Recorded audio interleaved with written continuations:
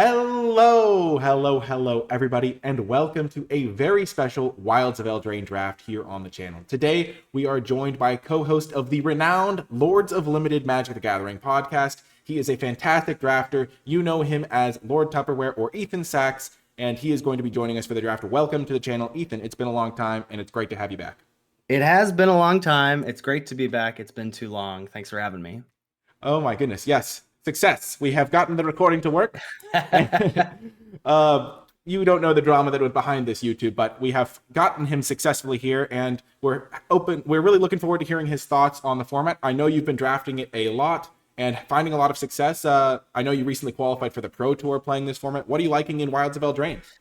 Oh man, yeah. Still sort of high off the qualification this weekend, which was crazy. But I don't know. I've been really enjoying everything in the format a lot. I would say, like, in terms of something that is, I think the general scuttle about the format is it's a Jund set, right? Red is really, really strong, black and green not too far behind, and then I think white and blue sort of left to their own devices. And I've been ending up in white quite a bit in my drafts, but that's not to say that I won't draft, anything, even the blue decks, even, the much maligned white blue or blue black decks. I think just steering away from what the signposts are saying that those decks are trying to do, and more just trying to steer in just some good cards, Yeah. Speaking of good cards, are there any cards that you think you like more than the average drafter, or the cards that you like less than the average drafter that we'll maybe get to see during the drafting portion?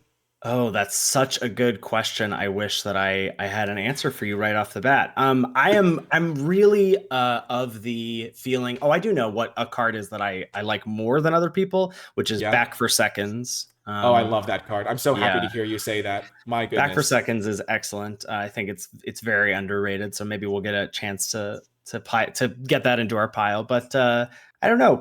I also like just really try and keep my curve as low as possible. Like, I'll take some not junkier ones and twos, but certainly we'll take ones and twos ahead of higher curve stuff, just because I think you really want to affect the board early for bargain and roll tokens.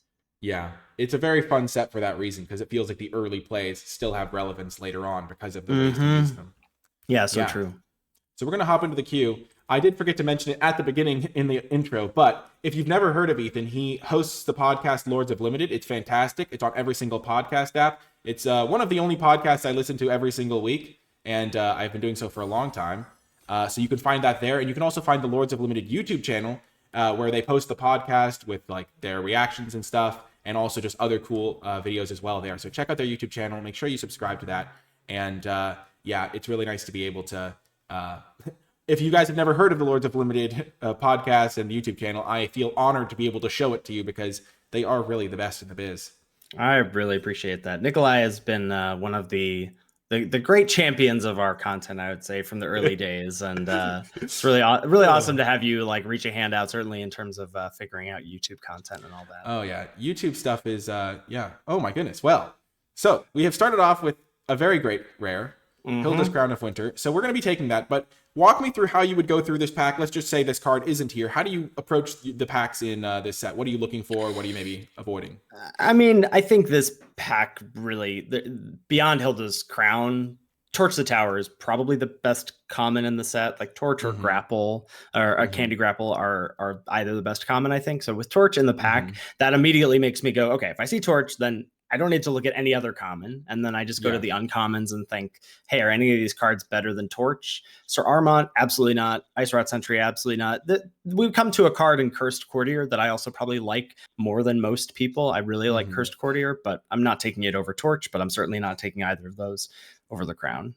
Yeah, there's also Forced Fruition, which in my head feels like it would be really good, but I've never actually seen it in play. I haven't either. I haven't seen it cast yet. Oh, lucky us. Wow, this is a crazy pack. This pack is absurd. Yeah, this pack is absurd. Okay, so when we say absurd, what cards do you are jumping to your mind? I mean, I truly, honestly think that Imidane's Recruiter is the best card in the set. Like, it's so good. I think it's absolutely insane. Like, and I was saying that on stream today, and someone was like, "Oh, better than Gruff Triplets." I was like, "Yeah, Gruff Triplets is so hard to cast with triple green.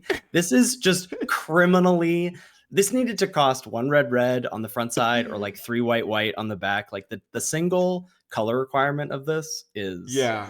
It also absurd. is, it's one of those cards also where I've had multiple games where I'm like, well, should I concede? I guess the game's over. And then I draw this card and it's like, oh, I just win. Like, oops, I win. Yeah, Oops. Recruiter is There's dumb. also Tough Cookie, which is great, but not as good And as Recruiter. and Edgewall in. Like And all three Edgewell of those in. uncommons are Yeah. excellent, but They must have taken a good rare out of this pack. or Like, they just don't know the power of the they don't Recruiter. they don't understand. I mean, I was like, wow, this card with Cookie and all the stuff. Yeah. Okay, so we've off to a great start. Great rare into card that's best card in the set. And now we have a pack that's a little bit weaker. No Imidane's Recruiters here. There's a Grasp of Fate. There's Merry Bards in red. There's Spellcaster, Collector's Vault. Which cards do you like here? Yeah, I mean, you've shouted out all the cards that I have my eyes on. I would I kind of, just because I'm here and I get to just draft and then leave you with a mess. Yeah. I kind of want to take Collector's Vault, to be honest. Like, Heck this pack is weak enough, and we already have a powerful card in Recruiter. And like, if folks on your channel haven't seen a card like Vault, and it's not to say that we will end up with it in the deck, but if we can end up with a splashy-ish deck, I think Vault's really good, and we've already got two really powerful cards to dig towards. You recently had an episode all about splashing using Collector's Vault and things like that, and I haven't gotten to draft a deck like that since listening to that episode. So, well, let's hope we get there. Maybe we get there. Okie doke. What cards do you like in this pack? Just the upper left corner, basically, just the Courtier and the Glass Casket, I would say. And Glass Casket is an interesting card because I think it, our memory of it. This is a reprint from original Eldraine. This was, I think, good in OG Eldraine, but is, I think, sort of underperforming according to the game in hand win rate data on 17 lands. But I've still liked it quite a bit. It's a real excellent way to stop the aggro decks from like stomping you. I would still probably take the Courtier just because that's the life I'd like to live. But I think Courtier, either of those are reasonable. I like Courtier a lot, especially in green white, where I find it really shines because there's a lot of easy auras that you want to play anyway. It's also good in just like a lot of decks in the format, but that's the best home I think for it potentially, even though green white isn't very good. Necessarily. Well, yeah, I'm thrilled to take Charade here. I mean, we've got the Crown to pair with it, and also we've got Vault to be able to just splash it. Like, I'm pretty happy. It's funny because when I saw Charade, I was going to ask you, do you play this card if you have no other ways to tap in your deck? Completely forgetting that we have Hilda's Crown of Winter, which is the best way to tap in the entire deck. The answer to that, the short answer is yes, I would play it, but I've come down on the card quite a bit. Yeah. 4 mana 2/3 tap something for a little bit of time, draw a card is still just very good. It's just harder when you have to splash it. Right. But it almost always gets splashed because blue-white isn't as good on paper always. Though I did do quite well with the blue-white deck. Oh, now there's another great pack. Still another Charade. And I mean, 2 Charades and a Crown kind of makes me just want to draft like the once in a format lifetime blue-white tap deck. We could do it. We could like draft it feels like we could get there. Now, of course, we'll still play Imidane's Recruiter because the card is dumb. We can even just play the white half and then splash the other half off Vault. And that's an argument for taking Edgewall in, is like Edgewall in as a way to splash Recruiter and get it back. Oh my gosh. Is absurd, but I think we can just take the Charade. Yeah, we can live the dream. I mean, this is the beauty of having a guest on is, as I like to say when I have a guest, if I win, it's because the guest helped me draft a good deck, and if I lose, it's because I piloted it terribly. Wow, so what a generous. There's no responsibility on the guest whatsoever. It's just all the credit goes where it's due. Here, there's a Celebrant, there's an Airy, there is this card that I've never played. You had me at Celebrant. Yeah, I love this card. This card this is the biggest overperformer for me, where when I first saw it, I was like, oh, bouncing your own stuff is terrible. And then the first time I saw it in play, I was like, oh, this card's absurd. And every time I cast it, I feel amazing. Yeah, I agree. I felt the same way, and it's my most drafted common. Oh my gosh, of course it is. I love it so much. I feel like this card and Hopeless Nightmare are like, I've never passed them in my entire life. Yep. Oh gosh, it just feels so good. There's another Celebrant, there's a Light Blades, there's Giant, there's Ratter, I guess. Nah, I think I would just take another Celebrant. Like, Celebrant's great. It works well with Courtier. You can just pick up the curse roll token. It works Yeah. well with Charade. You can pick up Charade and get it to come back in. We need cheap Yeah. stuff right now, but it's only pack 1. Yeah. All right, come on. We just wield a courtier. Like We're that's living... that was the card I was like, I might take that instead of, or like second out of this pack, and here it is on the wheel. This is the dream. We're Yeah, getting to play all of the Ethan Sachs specials here. I know. Yeah. 3-drop tribal, unbeatable. 3-drop tribal. 3-drop tribal is really easy to come by in this format. You got to be careful. You got to be careful. Yeah. My goodness. Okay. This card's great in our deck. Yeah. Yeah. Gloria's awesome here. We can sack the curse things on these guys. Oh my gosh. Yeah. There's a Reindeer. Reindeer is one of the bigger underperformers for me, because I imagined this card when I first saw it. I was like, oh, this card feels like unbeatable. Whenever it's in play, how do I win? But turns out it's just a bit slow. Yeah. The problem is that it's like, we're talking about the 3-mana choke point, like the 4-mana choke point for sure.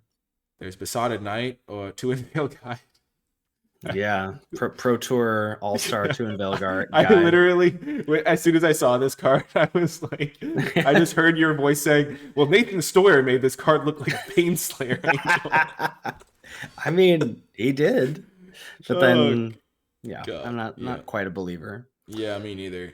Oh, man. Well, we've got just the end of the pack here. How do you like the deck so far? What are the cards you're looking for pack 2 and pack 3 going forward? Thrilled with the deck right now. Hopeful Vigil, like things I'm happy to pick up. Hopeful Vigil, Prophetic Prism, certainly removal, like Kellen's Light Blades are cooped up. And we're still like, we took the second Charade, but we are by no means committed to blue at this moment. Yeah. Like we can certainly splash the Charades and end up with a different second color. Yeah. So this pack, his Thunderous debut, which funnily enough, I was talking with somebody who said, I was reading an online tier list that rated this S tier, and I was like, I don't think they play a lot of limited. Here there's another Courtier, which will probably wheel based on history. Right. Veteran, there's Mice, Light Blades. What do you want to take here?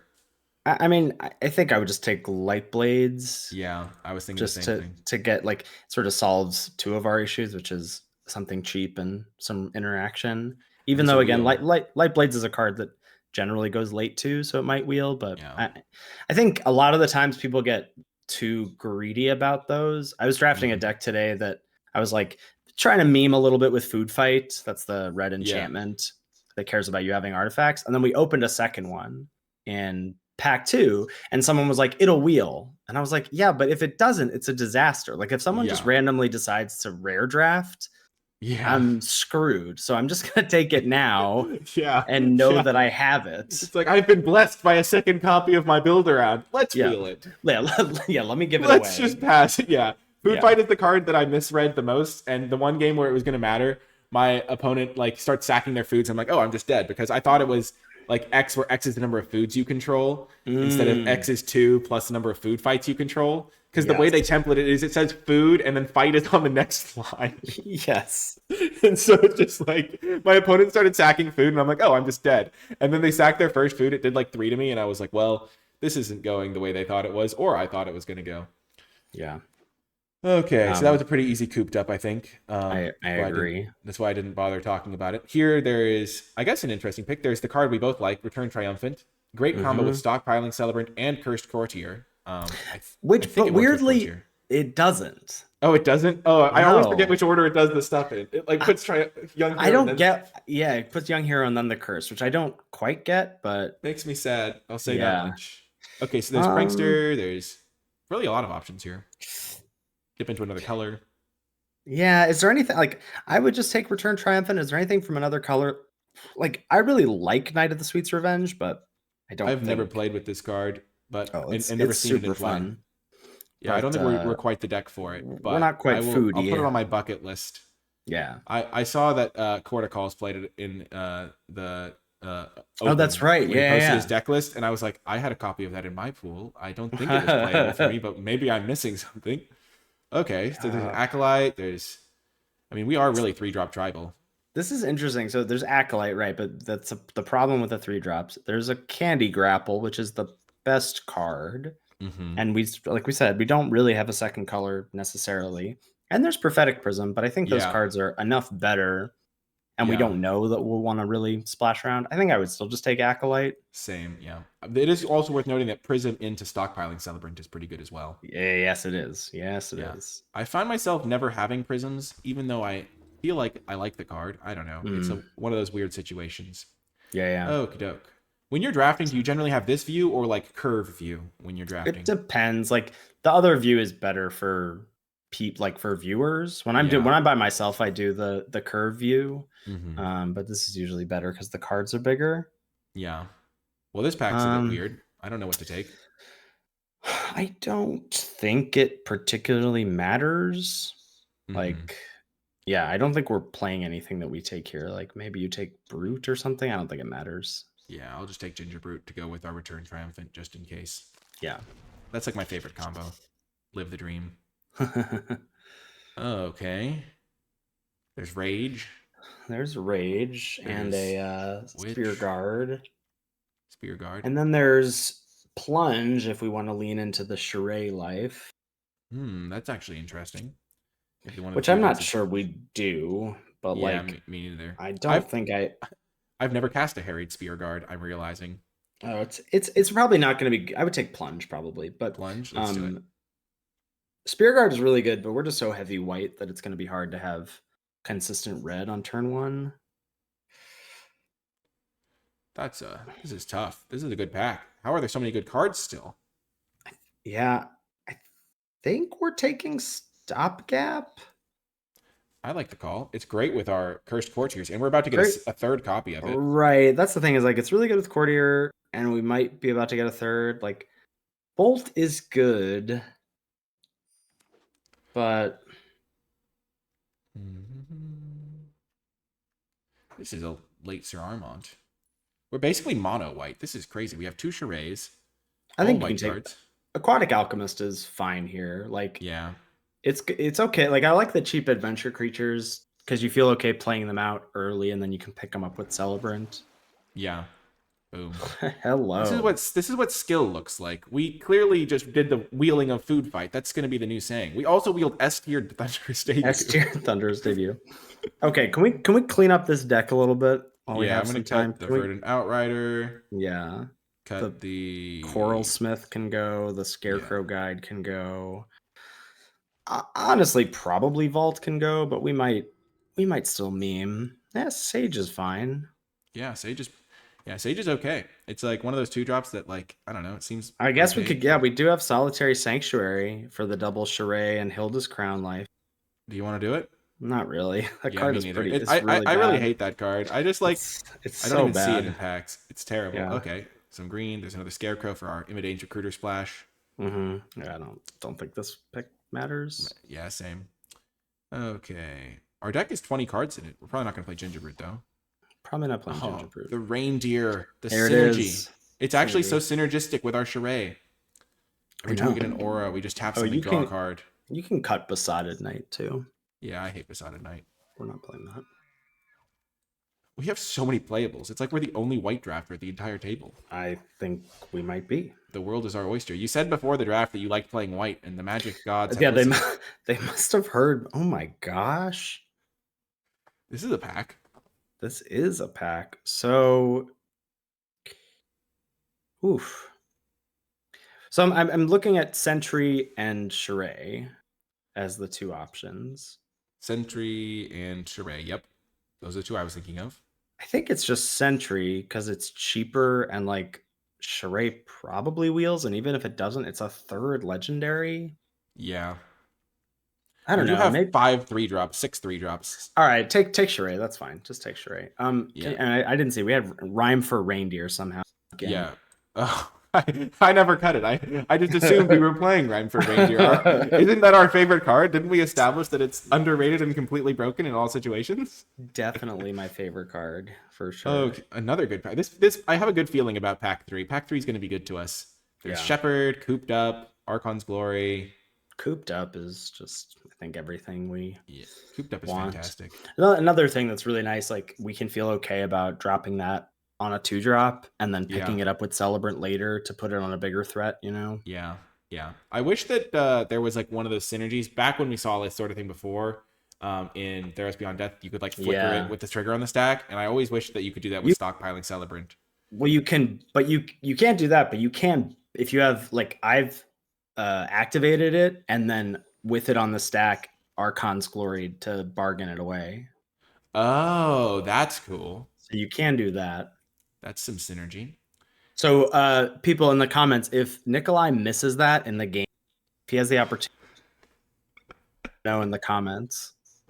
Yeah. Yeah.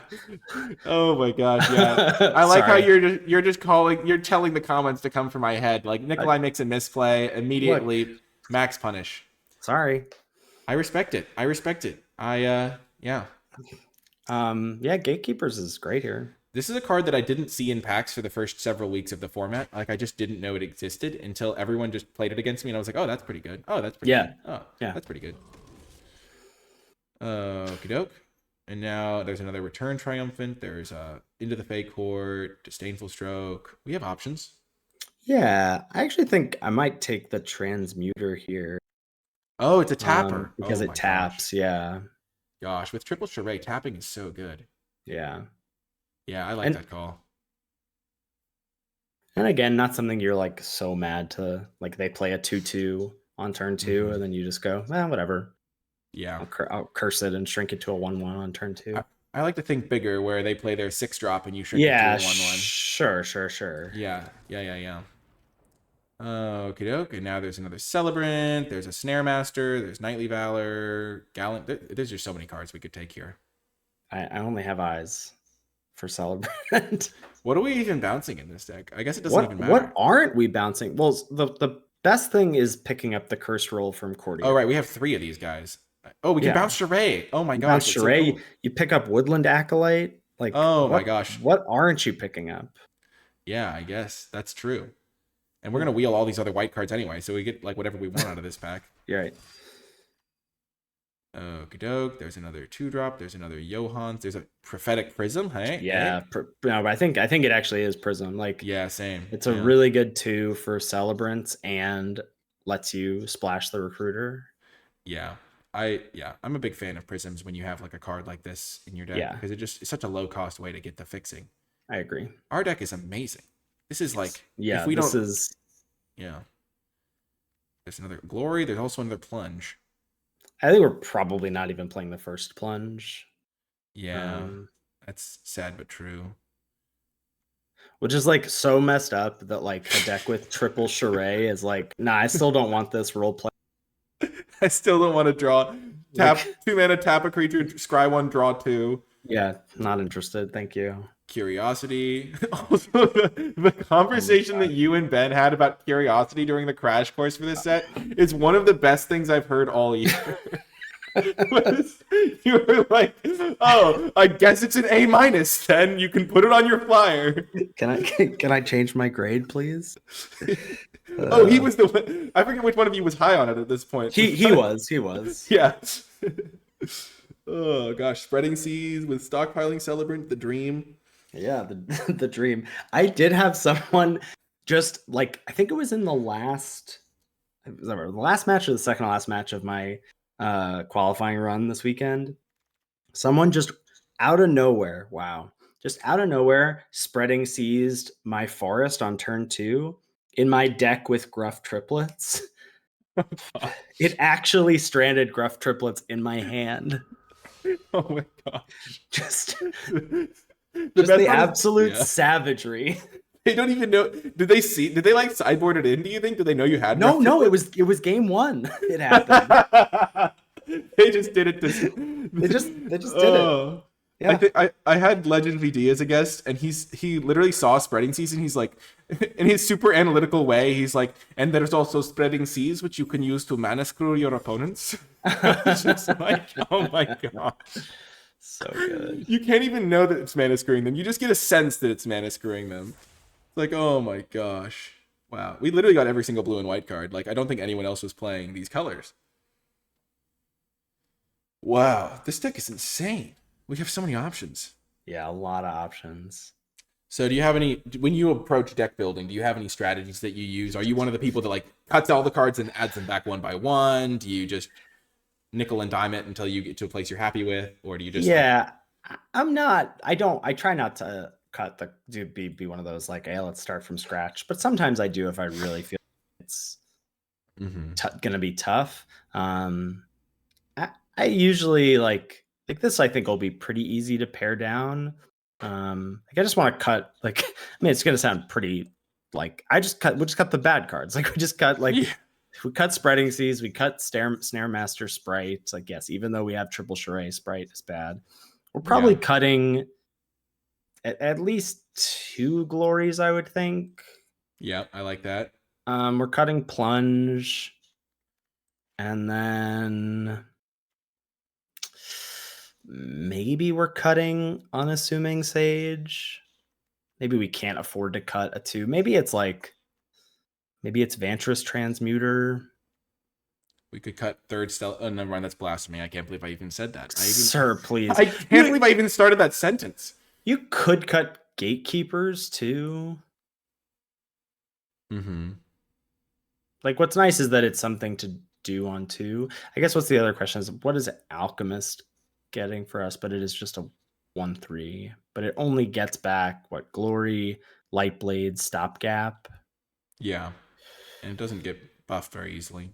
No, so you probably just cut Alchemist.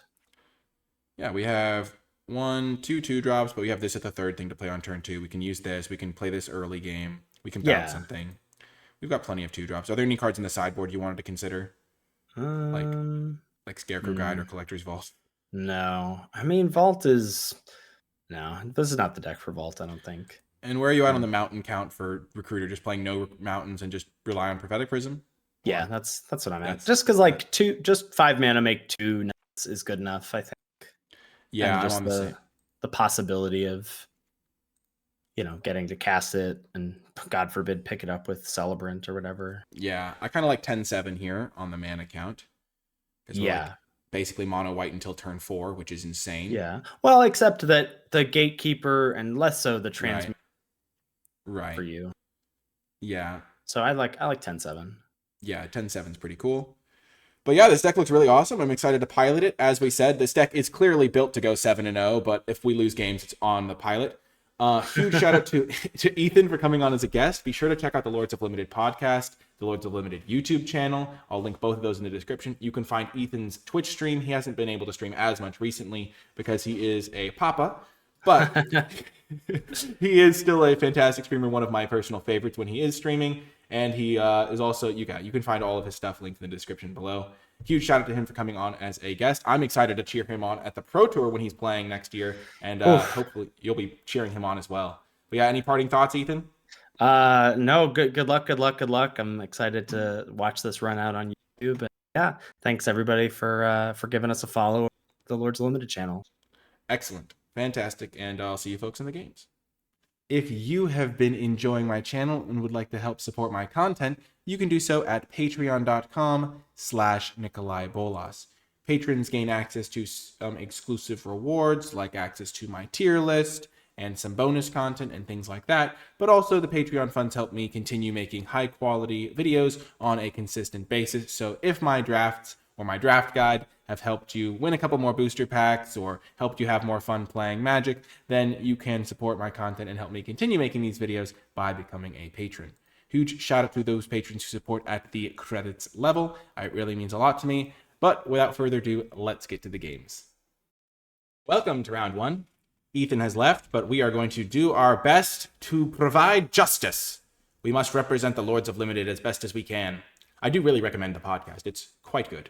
I've listened to it for so long that I can literally remember oh, I remember where I was pre-COVID, walking along listening to this episode on this topic. It's kind of fun to have shows like that. Grand Ball guest. Well, we already have a decision to make. Against Red-White, they probably don't want to have to kill the Grand Ball, the Cursed Courtier, but I can just wait until turn 5 and then play that plus the bargaining here. I could try to play this. I kind of just want to get this guy established. Cursed Courtier, or do I play the Acolyte? Because Acolyte bounce it with stockpiling Celebrant is a good late game plan. I could also just play Courtier, bounce the Cursed roll, hit them back for 3 lifelink.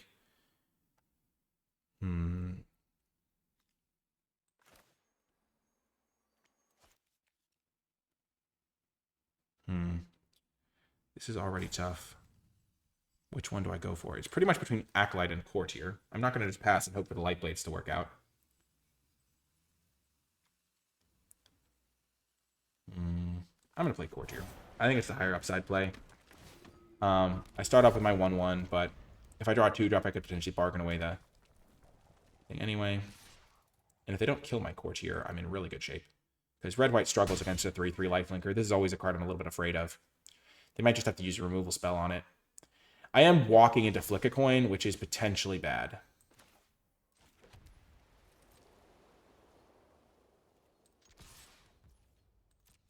I'm just going to play the Sage. I'm now realizing that I should have played the Acolyte, probably just to play around the Flick a Coin.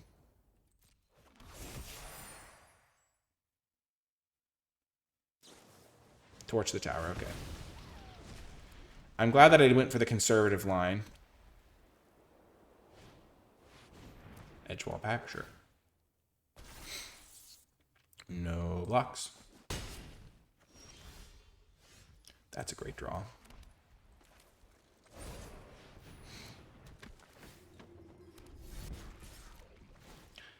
I get to scry. I do not want that. But now I can bargain away the thing.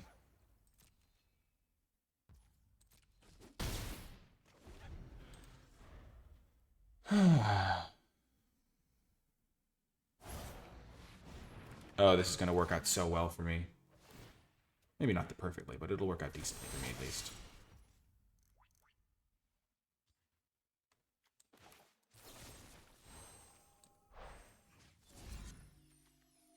I don't care about their menace guy as much, so I'm going to kill this guy. And I get to eat their guy and gain 3.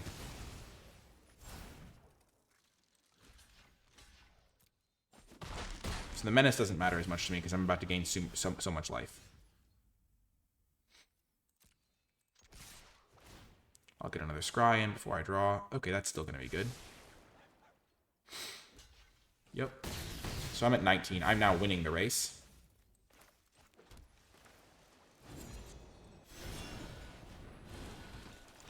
Draw our card. Bounce our guy. I'm just going to get the value. Get our Scry 2, which is really valuable here. Charade is super good, and Vantress is super good. Oh, both of those are fantastic. That's huge. We can turn this into a 1/1. All is right with the world. Our deck just dunks on aggro. Like, we don't have that many 2-drops, but we have enough, and we also just have 3 Cursed Courtiers, which is so hard for aggro to beat.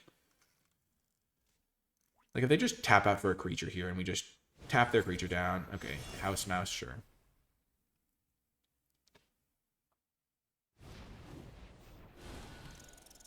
Like, that thing should be able to trade with this, but it just can't.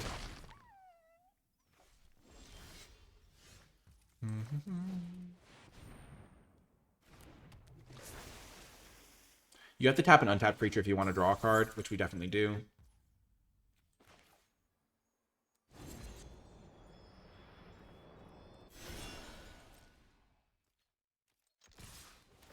We'll scry, see what's on top. Another Charade. We don't actually want another Charade right here, even though it seems like it would be good. Here they have to play back on defense, so we're going to hold the Vantress Transmuter so that we can get another card draw out of our Charade and also force through damage. Like, if they just hold up the Edgewall pack here, yeah, we get to tap it down. Ooh, we drew another Charade anyway. So that's going to be good enough for lethal. We want to curse that thing. Draw a card. Well, that's also very good, but we're just going to...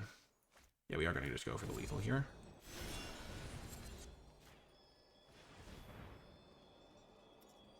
Good game. Wow, that was devastating. We just destroyed them. That was like, we didn't even play any rares or anything. We just like played our life gain cards and just completely swung the race. And then Charade was just absurd. We even had a classic good old-fashioned scry bug where we scried Charade to the bottom and drew Charade. I can tell I'm going to be saying charade a lot over the course of this video, and all I can say is I'm... Dang, I was trying to think of a pun with charade and very, but they don't rhyme, so... I was going to say sherry happy, but... I mean, I guess I ended up saying it, but now I'm just, like, saying it from a position of shame instead of a position of power. When it comes to puns, you need to have the mental fortitude to deliver. That's what I've learned about the pun game. All about the puns, but... What... This is probably a keep on the play. We have a really good card if we do draw a Prophetic Prism, so that's a really good draw. We have a 2-drop. We have a... this is tough. 5 lands is a lot. Oh, no. Do we do better on average with 6? I'm going to keep. This is a classic NicolaiBolas keep here. Slightly sketchy. If this was a 6-card hand, though, I would definitely keep it. And, like, that's not always the best reason to keep, but it's like, I don't know. 5 lands, 2 spells is always sketchy. But when one of them is your Imidane's Recruiter, it does make it a little bit better because it makes your Prophetic Prism into, like, a game-winning draw. I wonder if we would have played a Crystal Grotto in this deck. Maybe I should have asked Ethan. Lord Tupperware. I dub thee, sir, swords to snowware. What? Swords to plowshare? Snowware? Interesting. They have a Thopter avatar. We, of course, have the Fox. Our opponent is intimidated by our fortune. Another Plains. Aha, of course. Just what we're looking for. The island. We will just play this guy out. Get onto the board. Affect the board state. That's right. 2 mana, 4/4. Take that, opponent. But yeah, I feel like our deck, once we draw like a single copy of Charade or something, will be fine. If we draw a Prism, we're in great shape. We have a lot of pretty great draws here. Like, any of our 3-drops are pretty good. Land is also helpful because it'll let us cast our spells down the line. Do they have Kellen's Lightblades? Do I care? Nope. If they have Kellen's Lightblades and they're using on this, I'm fine. We do need a little bit of action at some point, but for now, lands are kind of all that we need. We're just going to cast this thing. Oh, right on schedule, Charade. Nice to see you. Always fun to tap a Vigilance creature. I never doubted you, Charade. I knew you'd be here. Oh my gosh, Charade into Vantress Transmuter is such a good card! Oh my gosh, we're so good at this game. Gifted is a word that I would use to describe us in this moment. I think we'll probably just play this thing next turn, and then this the following turn, because we can play it all in one go. Doing Veil Guide. Baneslayer Angel, nice to see you. I probably could have just, like, attacked for 2 and saw what they did. But now I can threaten to block this guy. Wow, our hand really shaped up. We drew 1 spell and it fed into other spells. And now they live in fear. They're like, oh, red mana. Are they playing mono white?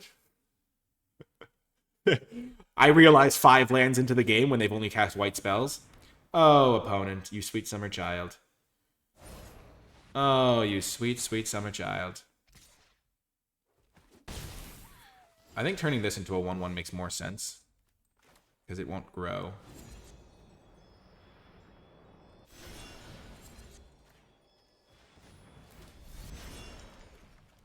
That's right, we will draw. We will play this. This is so tough.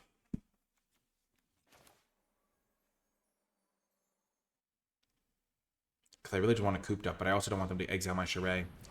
This is a... I'm just hedging here. I think this is probably potentially too afraid. Oh, this is going to be absurd now. Okay. Good choice, Nikolai.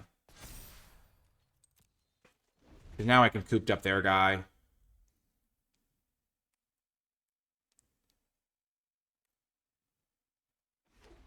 And I get to tap their savior with my Charade, so even if they gain some life from it, it won't matter.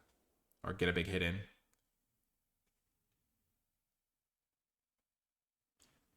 I'm just in survival mode.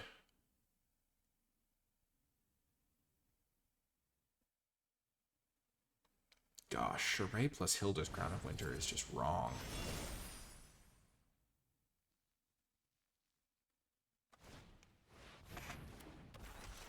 Okay, they're bouncing their protective parents.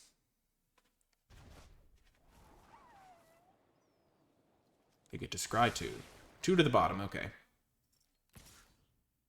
Oh, I will double block. I might even triple block your Savior. Okay. Sure. Play land. Play this. Tap this guy. Draw a card. Nice. Go to combat. Attack with all. I know it's exactly what they're working with. And then I'm just going to cooped up their flyer. Just so I don't have to take any damage whatsoever.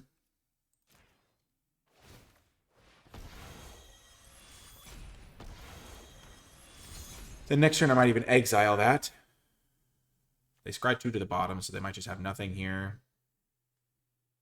I'm about to be Card Factory City over here.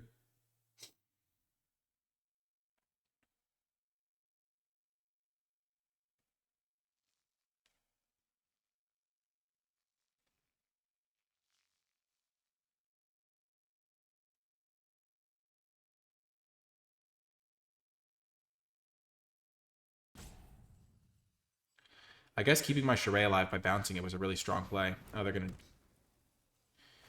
Not cool, amigo.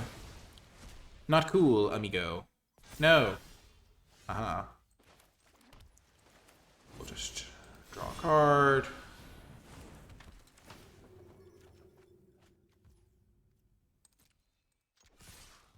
Send in with the gang. I can't quite do that, so I'm just going to play this. And then pass turn. Them killing my Charade was mean. That's for sure.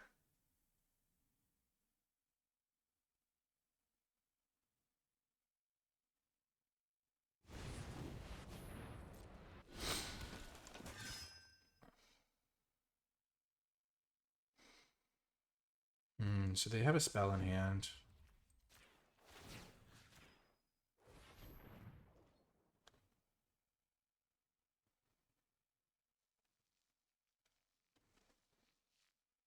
I really do want to just exile this because that feels like the way I lose.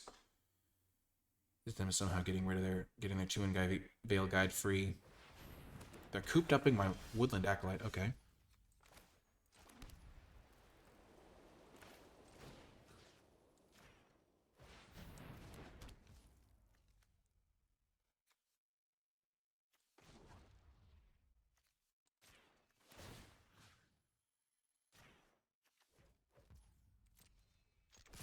Hit them with everything I got. Play my 3/4 on my on my little guy.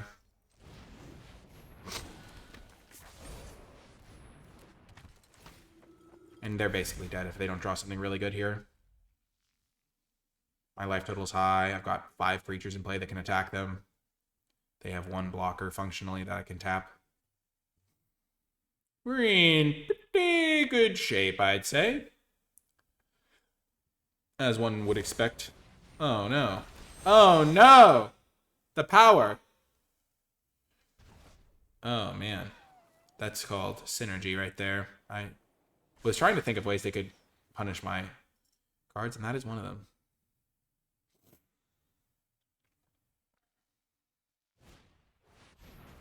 Okay, so they have 3 blockers.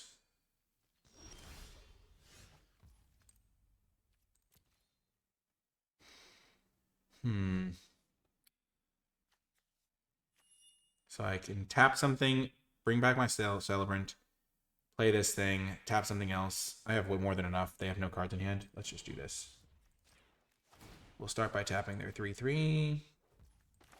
This is just a cool line to go for. Bounce this. Sure, why not? Boom! Got the win.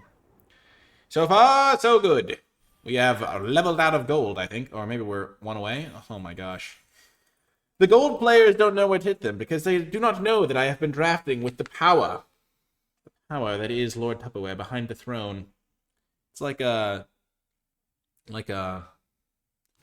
I was thinking like a worm tongue, but in a good sense. Like a benevolent advisor. Ah, like Gandalf. giving good advice to the Fellowship as they traverse Middle-earth, and I now am confident that Magic players will understand these references because of the Lord of the Rings set. It's all what you like to hear. Our opponent's username is Ininoan Viboap. And we have a great hand. Oh, the Prism into Celebrant line. It just feels so smooth. Silky smooth. This is the dream. Oh, we'll start with an island. We'll confuse them. We'll make them think that they're in good shape. And then we'll play the Plains. And they'll be like, oh, it's the worst archetype in the format. How could they ever win? Little do they know that we have them right where we want them. In this battle of red decks versus blue-white. This is where blue-white gets its wins. Oh, red-black. Oh, you're playing Prism. How cute. Little do you know, I have a Celebrant to make my Prism better than your Prism. Yes, I will take action. Nice little 2-for-1 there. Oh, the value. Okay, we're going to keep both of these guys. Maybe I should have ordered that back the other way. I have a feeling I'm going to bounce something, play Prism this turn. Oh my god. Oh, you sweet summer child! Oh, this is devastating. Oh, do I bounce it, though? I think I am going to just bounce it.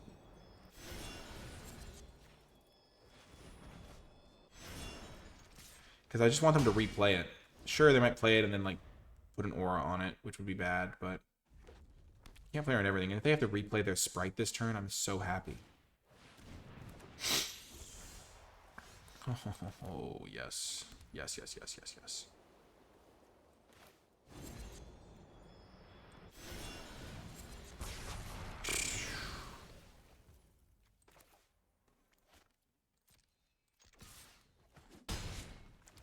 Courtier time, because I can then just Johann stopgap their next play. This is just a beatdown. This is just a massacre of commons and uncommons. They have 5 lands in play. I, like, almost can't imagine a sequence of cards where my opponent beats me. I think it would have to start with Rankle's Prank, because that card would devastate me here. The fact that that card's not called Rankle's Prankle still bugs me, but Rankle's Prank is a rare that makes each player sack 2 creatures, discard 2 cards, and that would be bad for me. Okay, Baronati, sure.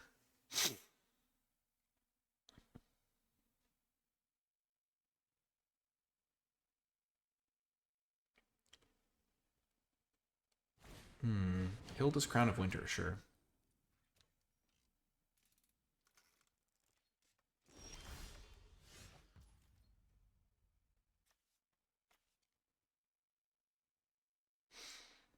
So this just gives them a really good thing to tap. I don't really want to give them a good target to tap, so what I'm going to do is I'm going to bounce their Hilda's Crown of Winter, because it's more expensive to replay than the Baronati.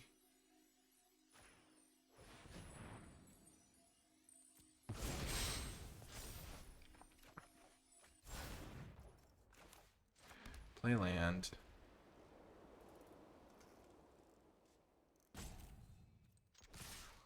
Send in. And then I'm going to just keep the pressure on by playing this guy, because this thing can attack past Baronati and bounce the Prism. Scry 2. Don't want either of those lands.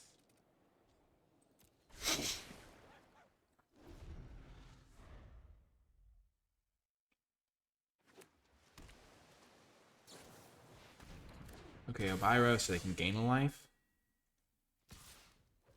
That's their master plan. And then they can tap something with their Winter Crown. They're in major trouble. Major trouble. Whoa, the Witchstalker Frenzy, sure.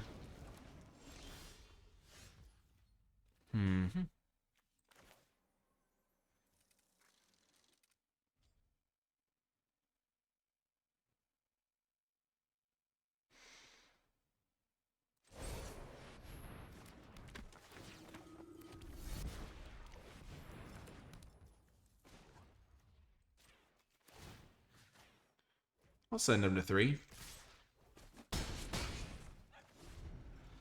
They'll gain 1. Next turn I have a few, like, kind of semi-lethal attackers. Oh gosh, that's how they're starting their turn. That's not a good sign for them. Okay, so they can tap something with the crown, which is what they need right now. Oh, no. But that actually might be better for me, because now they can't attack me with Baronati, maybe. Okay, they can. I guess they can attack me with Baronati.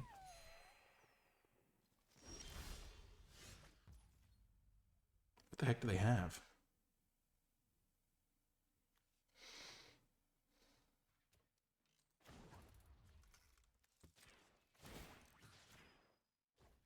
They didn't play this. They didn't play this. What's their last card?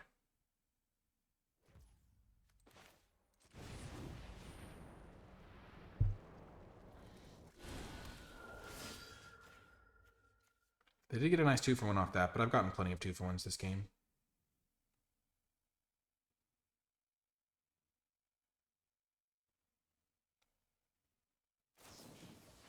Torch the Tower is their last card. Okay.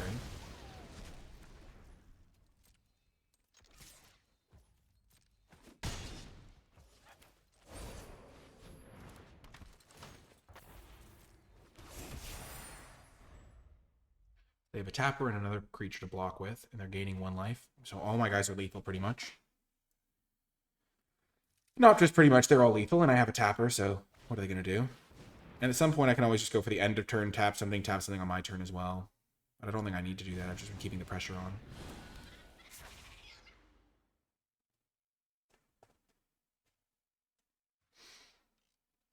If their last card is exactly Torch the Tower, this might go badly for me. But that's such a narrow use case.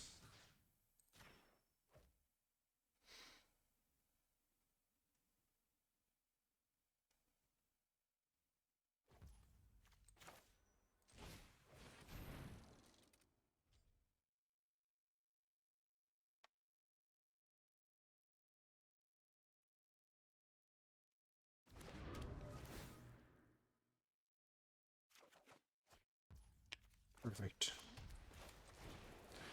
That's what we want to see. It's Charade. I guess I should have tapped after. Tap back because he can grow if they do have Torch the Tower.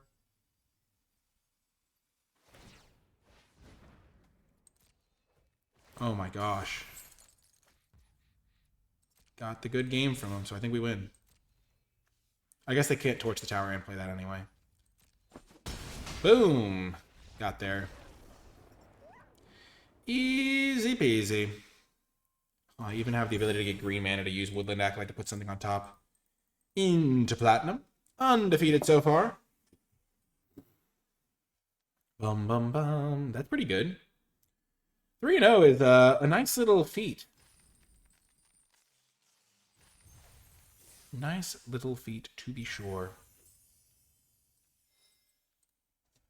Undefeated. Let's keep it rolling. Keep it rolling. I mean, the deck has just felt silky smooth. We kept a 5-lander and it worked out. Our deck has like 17 lands, but never runs out of stuff to do. Great mana. We have a great Prophetic Prism in this deck. We probably would have played a second one. I wonder if we would have. I think we would have. Okay, this is an easy keep. Courtier into bouncing its curse. Scrying 2.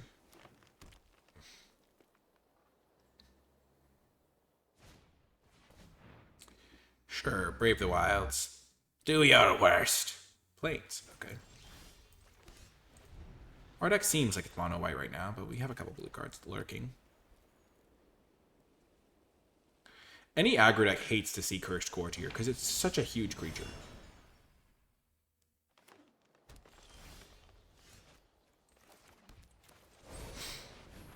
Let's just do this.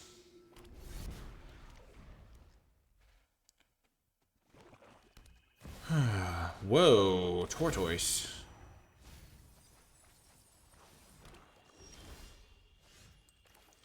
That's a great draw. Keep this guy out of action.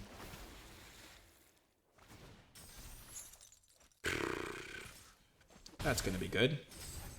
Let's just say that shall be good for us. They just play the Bramble guy. Okay, they don't play the Bramble guy.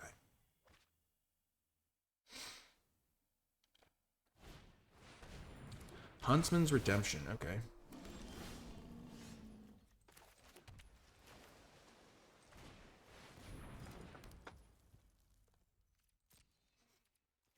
No attacks. We'll just keep tapping this tortoise.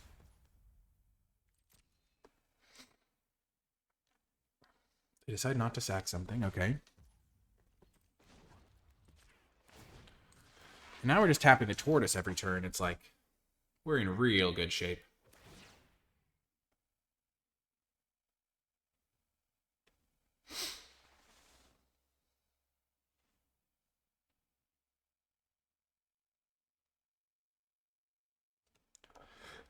If they kill my charade, I might just draw another one, which would be funny anyway. Yep, no way I'm blocking.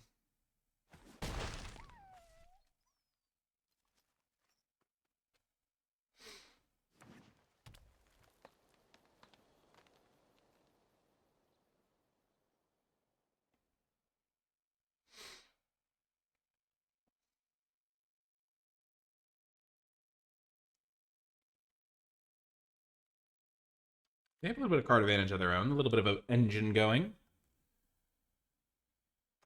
Green, black, splashing white. Yep, they draw a card.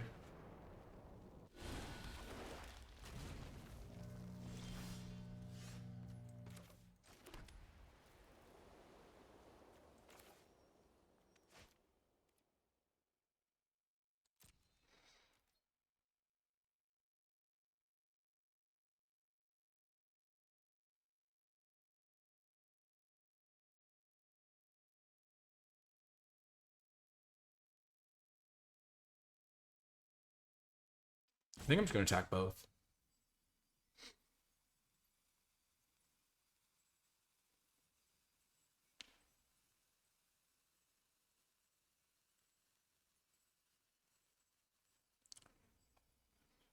I can't get an extra land into play.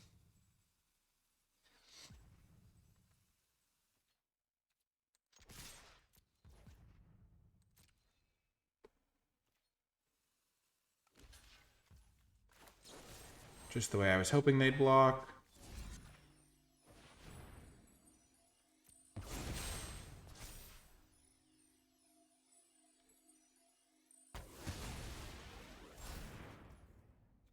I get to gain 3 life.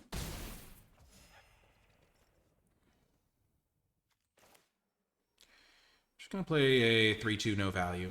I don't need the value right now. I just need to deploy cards from my hand because I have a very large stream of cards coming my way. I technically could bounce Charade, but I don't want to.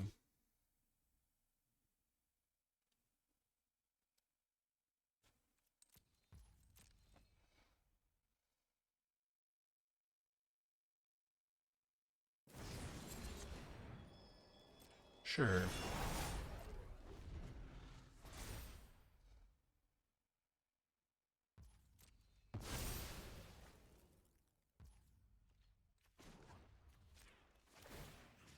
No value for you, tortoise. This is just wrong, what we're doing here. Oh, another Charade. Nice.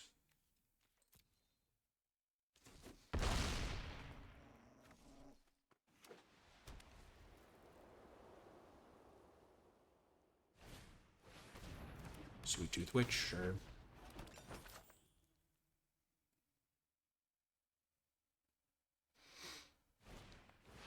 Hamlet Glutton, okay.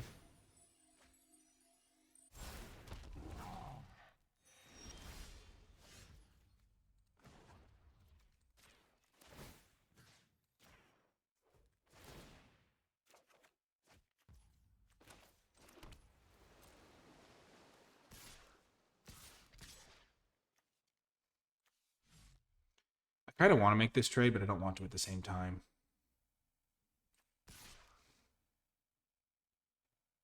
Because this turn I'm just going to play this, replay this, then tap their guy again. So I expect they'll trade with my lifelinker. But I can make this trade on defense.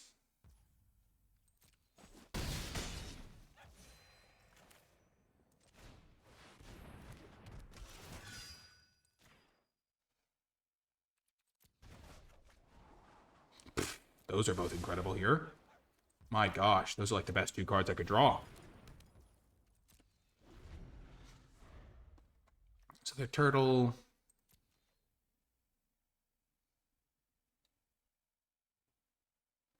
probably care more about the 6/6 at this point because I can just make the trade.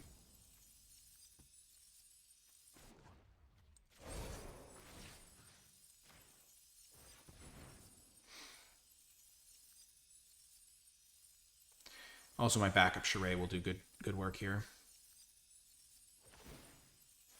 I'm going to have both Cooped Ups available and my Charade. And I have 9 power in play and a Lifelinker, so I'm in good shape here.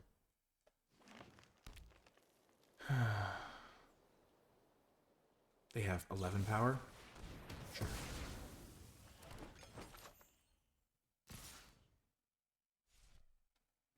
Wow. Them attacking with everything isn't the best for me, actually.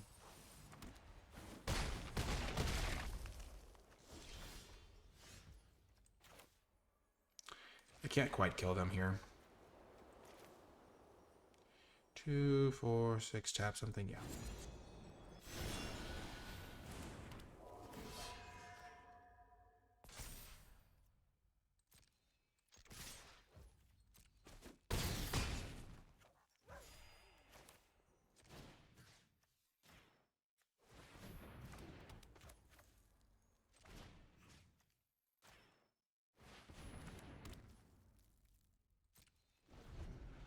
I can tap something on end step, tap their other guy, have exactly 8 for if they sack their food. Use Charade to tap down their blocker.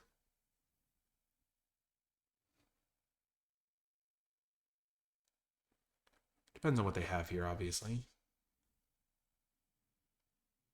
But if they play this guy and sack food, they don't have mana for that much else. Sure. Buffing the creature land, that's brutal.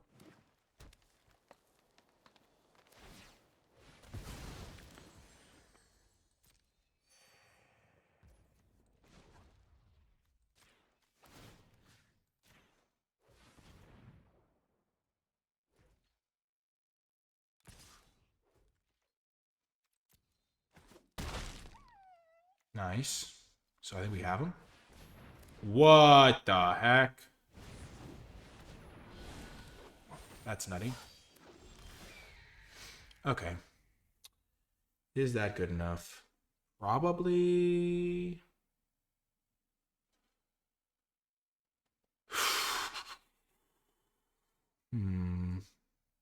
So I play this, tap down their flyer, take to the skies, not quite good enough. I can do the thing that he told me about. Sack the thing on the stack, bargain into Archon's Glory. Oh my gosh.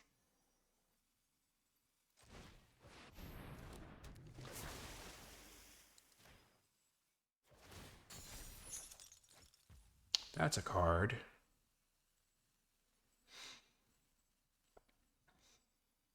Tap this guy, then they have to chump or just trade with my 3/2.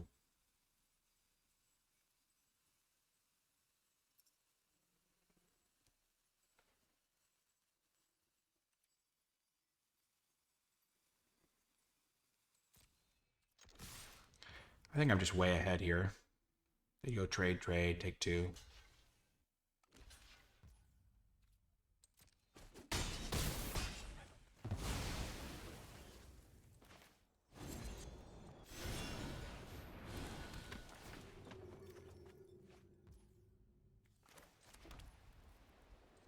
Like, I'm just drawing an extra card every turn.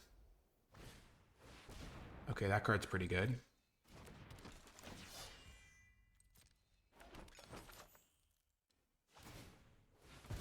They're just doing it to gain life. Wow, okay. Oh, because they have the area, obviously. That was a pretty good draw from them, let's just be honest.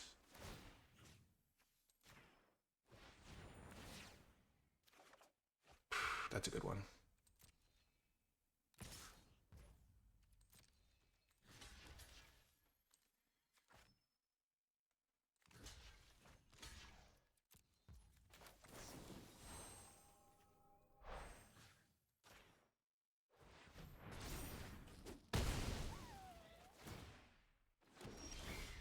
Okay, there's another Charade.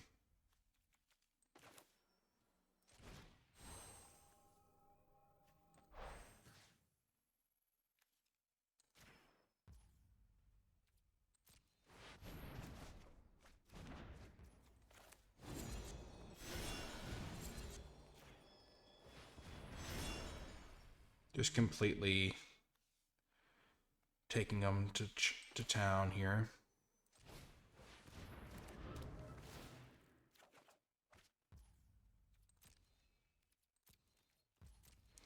We can be patient here. We don't have to blow it on getting too aggro.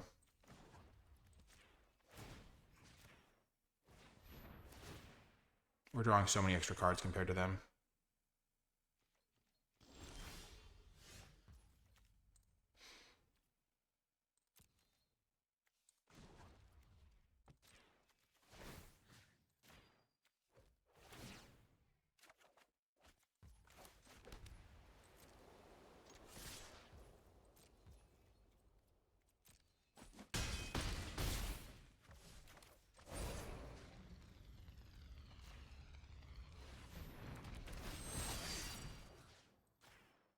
And we do have our Imitating Recruiter that we can top deck some point here. Got there! Wow, we just, once again, kind of stomped. I mean, that was close, but getting the 2 cooped ups off the top was pretty good. The Griffinary was really going to be annoying, potentially. But we managed to grind through that. We just had so much value. Charade plus Hilda's is just unbeatable. We have, like, an unbeatable combo in our deck. Just not much to say here other than thanks, Ethan, for the gems. The freelo, as they say in other games. I don't know if I'm using the term correctly. Actually, I know I'm using the term correctly. I don't know why I'm trying to pretend like I'm a gamer noob. I'm a gamer master, as we're witnessing. Clearly. On the draw, easy keep. We do need an island, but, you know, we've got our Courtier. We just need any land here. Yeah, that guy's going to have to die. We'll try to get it with the Kellen's Light Blades. Ah, criminy.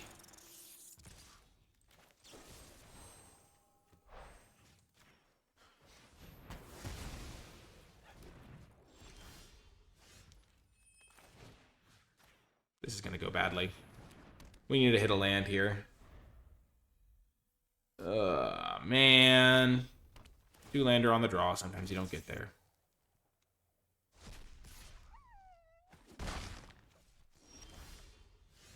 No, we could have just exiled their guy, but we missed our land, and now we're dead. We're dead, as Dash would say in The Incredibles. The only thing that could stop us is when we keep a 2-lander on the draw. Gosh, and they played Lord Skitter on turn 3. Literally just needed a land. Oh, they have Rat out? Sure, we'll make them use it. Stingblade? Yeah, sure. Sure thing, buddy. Give me a land, please, deck. I'm begging you. I'm begging you, deck. Please! Just a land. It's all I need. Yes!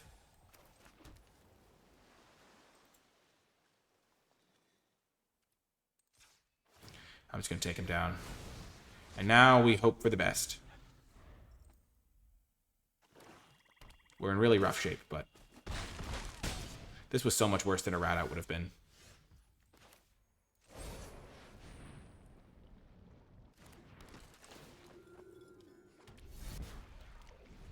They don't have a Flick a Coin. Are they just flooding? Or are they missing it? They're not missing a color. They just have infinite removal.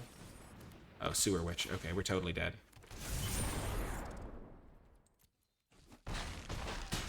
Land me. Beautiful.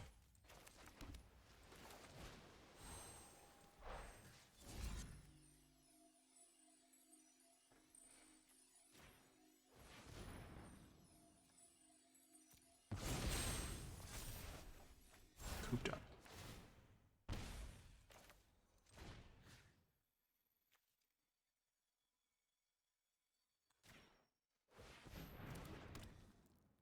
I think we're dead. 3, 5, 7. We gain 3. The Wicked roll triggers. We die. Yeah, that was just like us missing our land drop on turn 3 on the draw when we're like 75% to hit or 80%. You know, you lose some of those games. It's okay. It's the only thing that can stop us is those sorts of games. We had a pretty good hand. Them having literally like, honestly, the perfect card to punish us too, where it's Lord Skitter, where we have to get it out of play, where Cooped Up doesn't do much, is just too much for us to handle. Gosh darn it. Sorry we couldn't get the perfect run Tupperware. But It was not meant to be. I think that was the hand was a keep, though. Just mulliganing is bad. I don't like to mulligan. Mulliganing is bad. We had our best card in our hand. We had the crown. We had stuff. My goodness, I am in such a good mood. At the beginning of the video, it was a little bit jittery because we were having issues with Discord. And so I was worried we weren't going to be able to record, even though we were both available and free and hanging out. Yeah, the combo. Let's go. But it working out was just such a relief. It was so nice. I haven't had Ethan on as a guest in a long time. And so it just feels great to be able to share his wisdom with the community. I'm also so happy for him that he qualified for the Pro Tour. It's like just an awesome achievement, honestly. Just incredible. Too incredible and beyond. Okay, we're not going to attack. We just need to stall. So we're going to be trading, hoping for the best.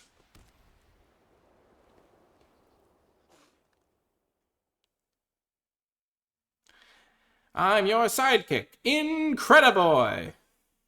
My name is not Buddy. It's Incrediboy. I know all of your moves. We're blocking with this guy because this guy has more potential. More potential. Maybe you're up to something? No! You monster. Give me a land deck. Give me an L-A-N-D. Land. Yes, not quite land, but it's good enough. We're cooping you up, and we're hitting for one, and we're gaining a life. So it turns out every deck can lose if you get mana screwed. Please, deck. I don't ask for much. Just give me an island off the top. I know I have 7 of you in here. There's 7 beautiful islands. Oh, baby. That is not quite that, but it is still good.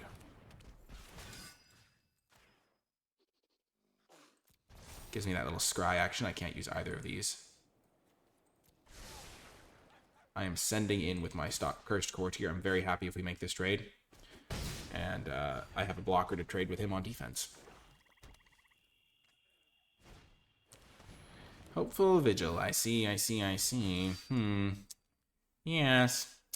Interesting. You didn't want to play your 4-mana 3/3, but what did you want to play? You wanted to hold up 3 mana for something. I'm blocking this every day of the week, my friend. Nice.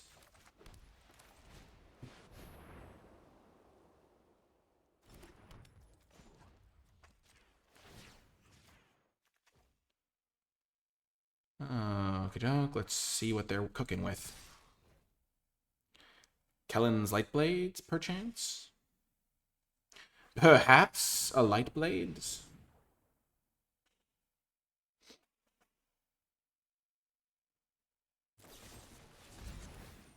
Yeah.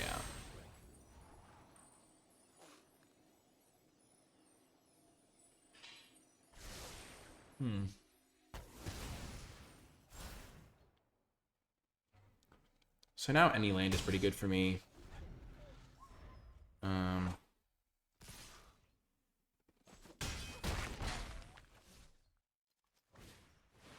Screen puff, sure.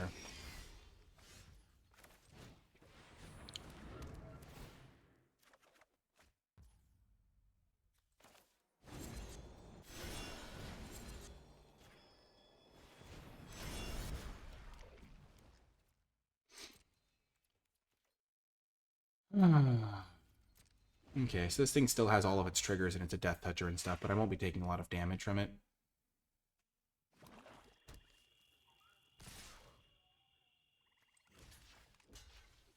This is a pretty easy block here.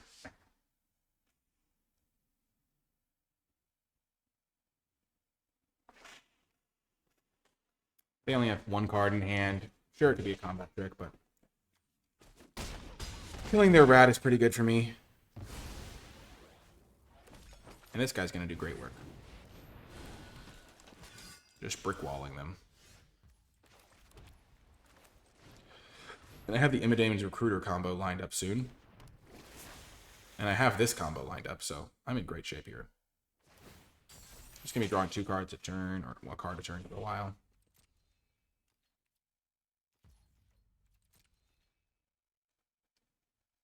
I do want to keep their foods a little bit lower. So Sweet Tooth Witch shenanigans. Looks like they're sacking, though.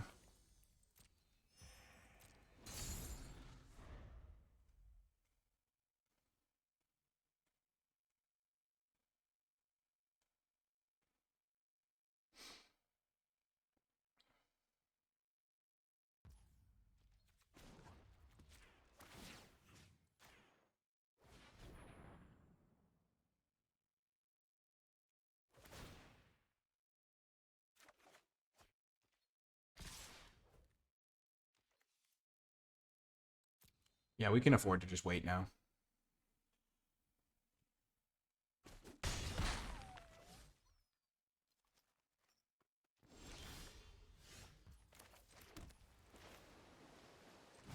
I'm going to play this. Then I can tap something and have Archon's Glory up still.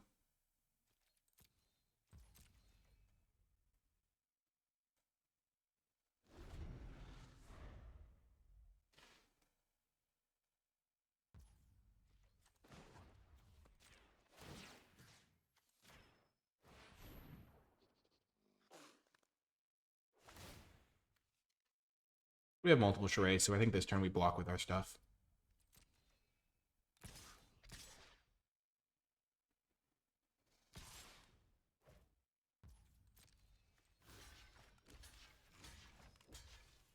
And then we can just wipe their board with this Shrouded Shepherd.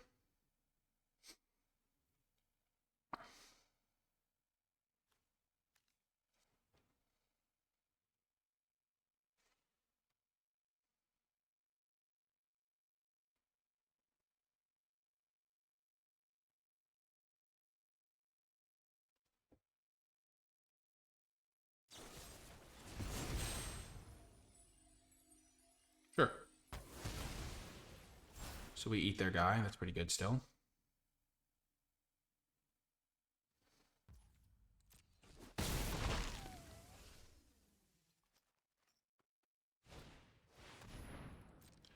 Sure.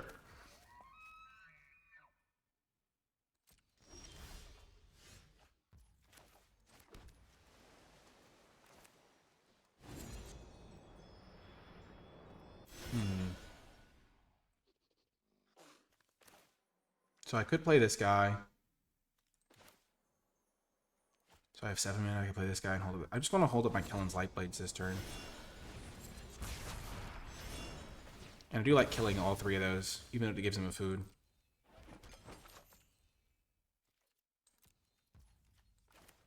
And this also lets me play this guy and hold up both of my white spells. And then next turn I can tap one, tap the other. Play this. This is 3, 6, 9, 12, 13, 16 power. So I can kill them in one shot if they don't sack a food and they have no blockers.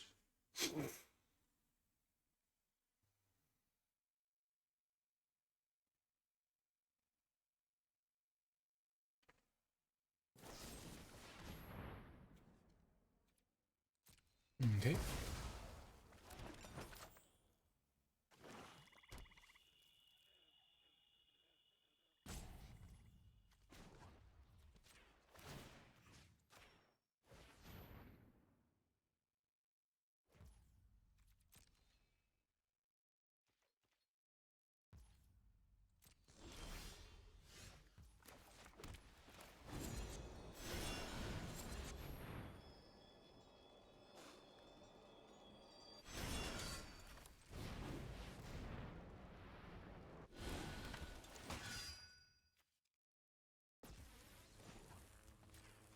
And I have plenty of vigilance, guys. I've got 2 vigilance creatures, so I can always chump block or do something.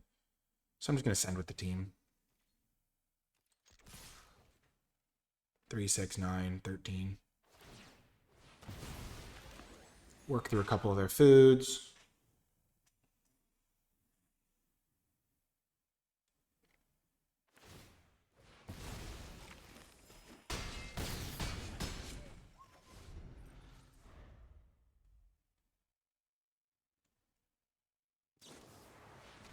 Taken by nightmares, okay?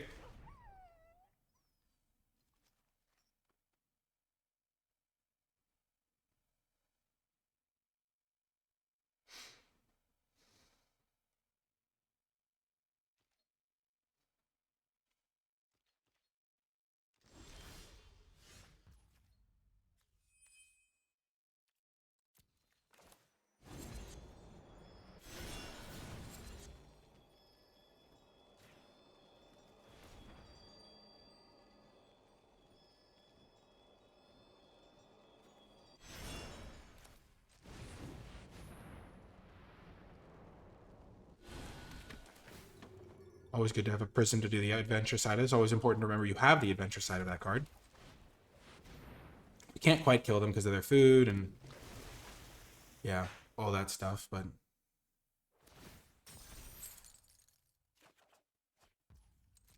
we're happy to trade.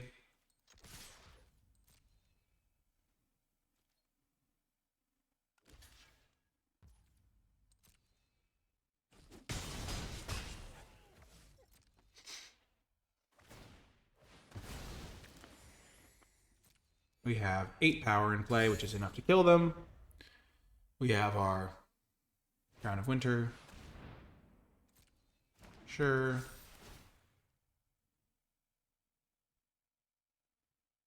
That's nowhere near good enough.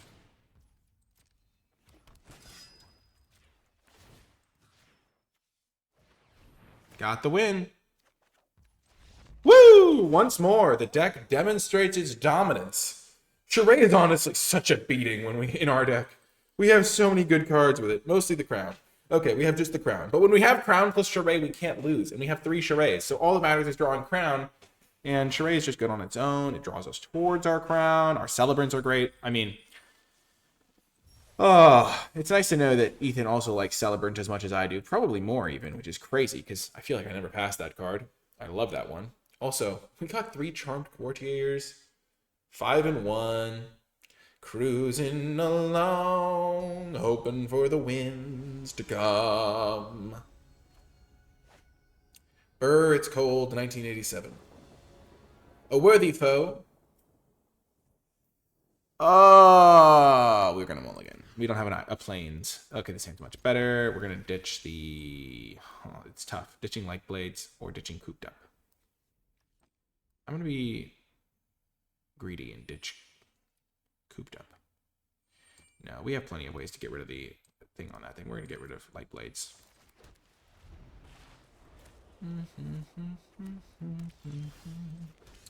Yep, max rewarded as always. Nice, nice, nice. Oh, the Vigil. The Vigil.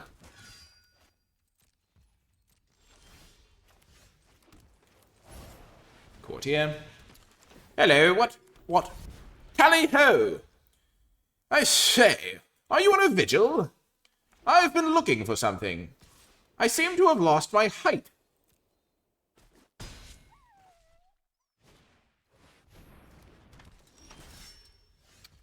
That's a card.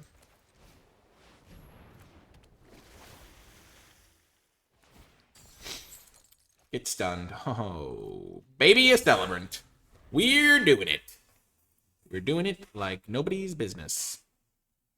Are they color screwed? Are they missing a color of mana the way we were in that one round that we lost? Okay, so they're attacking representing +2/+2 or Kellen's Light Blades. If it is Kellen's Light Blades, I certainly don't want to be attacking with my Charade.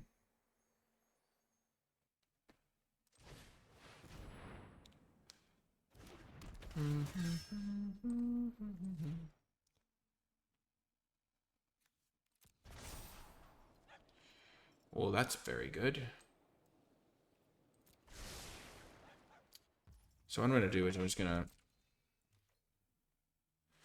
go for the old, if they attack me, I'll double block now. They might just sack Hopeful Vigil, but if they don't sack Hopeful Vigil, it probably means they have something. Like, no attack really punishes Kellen's Light Blades, because right now they just really want to use their mana. No, you monster! Oh, that's messed up. That's messed up, Twining Twins. It's the blue-white mirror match. I thought we were better friends than that. Okay, another plains. I'm just going to go block, block. And if they pay 3 mana to sack this thing, we're going to be in good shape. Like, if they sack this Kellen's Light Blades, I get to go +2/+2 on my guy. Because this thing will grow when this thing gets sacked.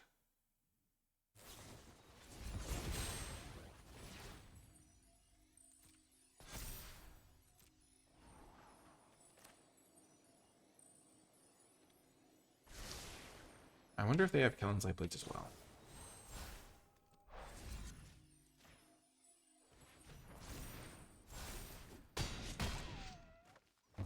Get wrecked.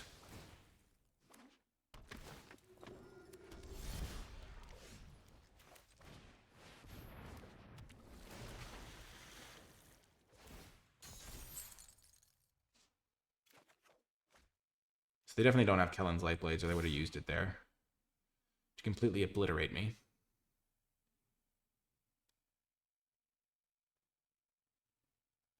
My goodness, I'm just in such a good mood. I'm so happy.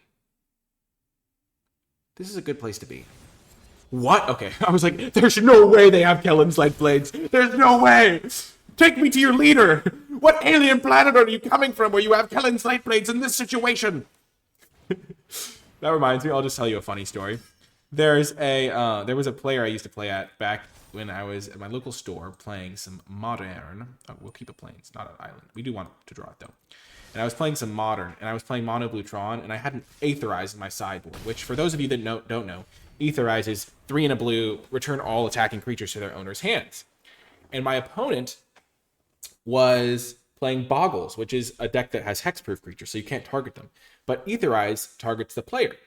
And so my opponent attacked me with their suited up Boggle, and I bounced it to their hand with Aetherize, and they lost all the auras that were on it. And my opponent said to me, they said, I have studied every deck list of Mono Blue Tron from the past 4 months, and none of them Aetherize. I'm going to trade here because it's going to trade eventually anyway. And this way I get to make another attack here where I go like, tap this thing. Do that. Combat. I get to attack for 3 with my lifelinking guy. And play my land. And I am just going to play Celebrant. And I'm actually just going to not bounce anything. If anything, I would bounce this Cursed Roll token. But is it worth doing? Maybe it is. This 1/1 isn't really that useful though. Like it's actually like relevant that it's a 1/1. Decline.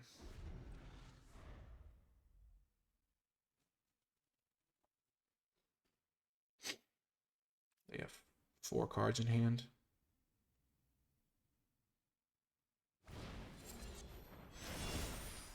Okay.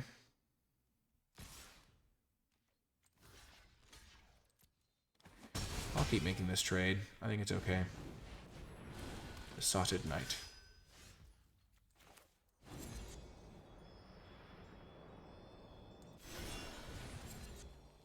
I guess I traded with the wrong one. The reason I kept that one was because I figured I could bounce the thing.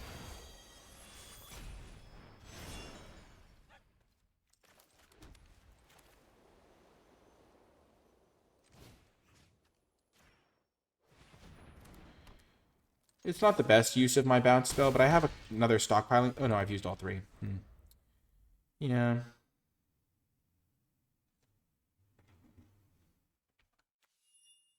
I get an extra 2. They don't get to trade.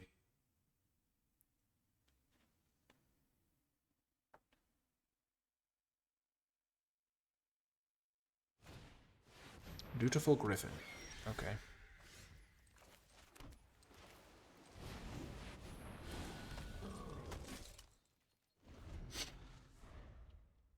Four flyers are annoying. I have 22 cards. I've got some okay draws.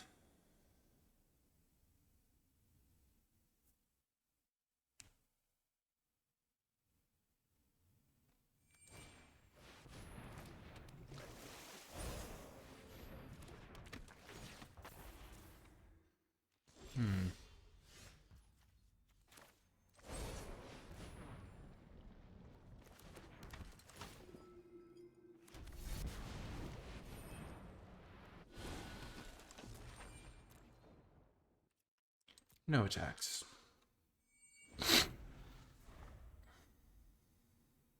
They have so much stuff to do over here, though.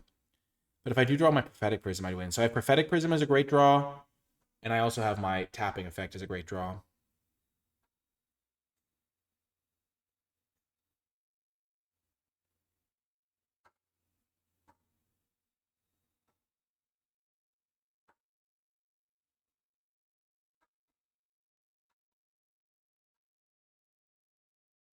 Return Triumphant would be good as well.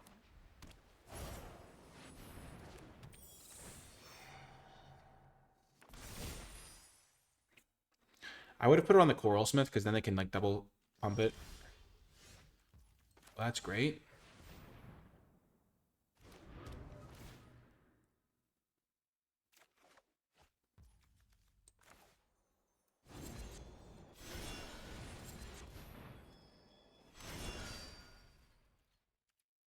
No attacks this turn. Next turn is what we'll go for it. They can deploy one more blocker at most, probably. Yeah.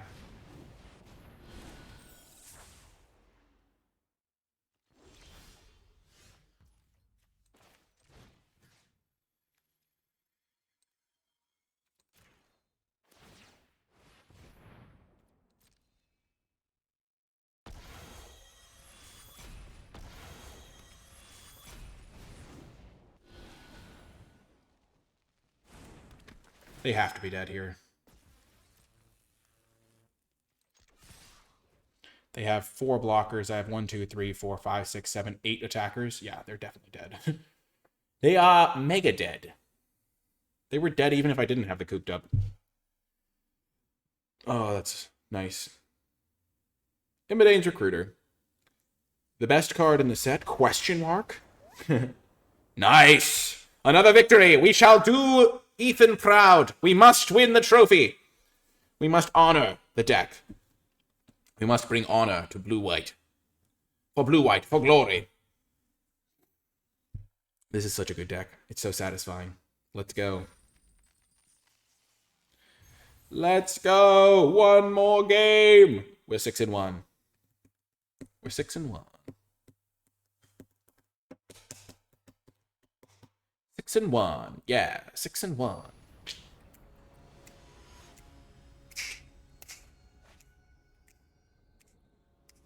Crushing everyone with blue-white. Oh, what a hand! We have the Prism Celebrant draw. This is the dream. We're on the play. This game is unlosable. We have declared victory. Oh, baby. Oh, the double Celebrant draw. The value. Against black-green, I think we just go for the value play of drawing extra cards. In some matchups, we'd want to get the Courtier rolling, but I figure they're going to kill my threat with a grapple or something. Yeah, so playing Courtier there wouldn't have been good. Just want to get the value. Oh, baby, Charade? Heck yes, I'll sign up for that. We don't need the land because we already have 2. We'll probably draw some more.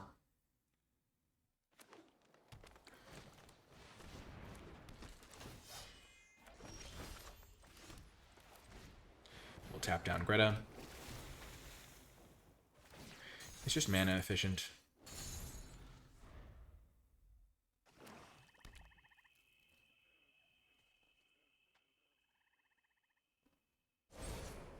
Okay, Curse of the Werefox, sure.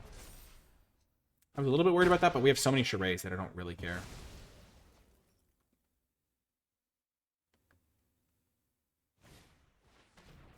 Hopeless Nightmare. Okay, I'm going to ditch a Cursed Courtier.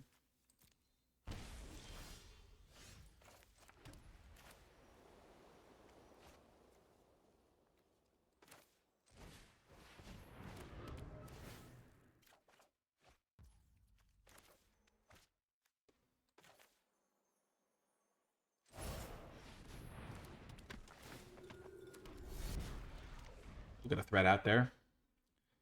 Threat in air quotes.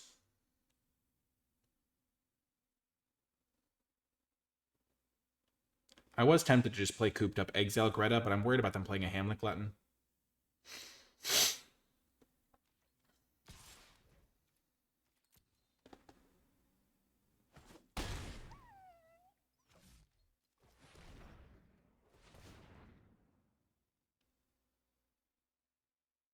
Because now they can sack food to get value, maybe.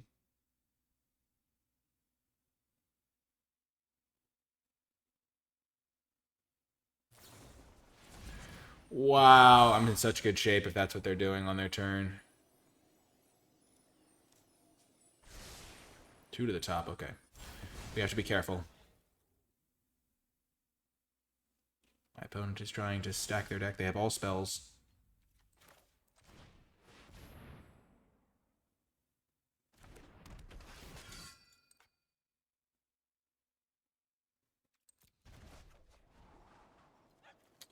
I think Archon's Glory might do some nice work here.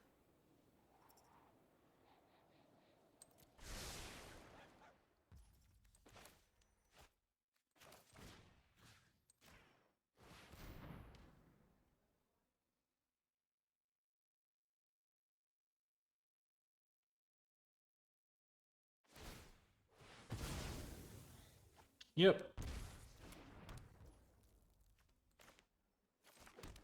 I'm not going to play around Ariet's Whisper. I don't think it's commonly played. And Howling Galefang, sure.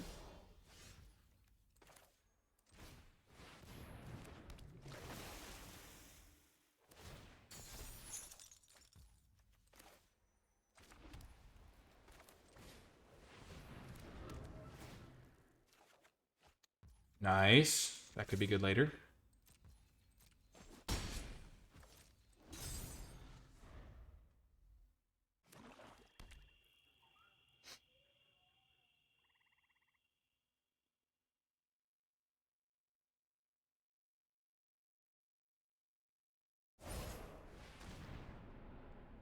No!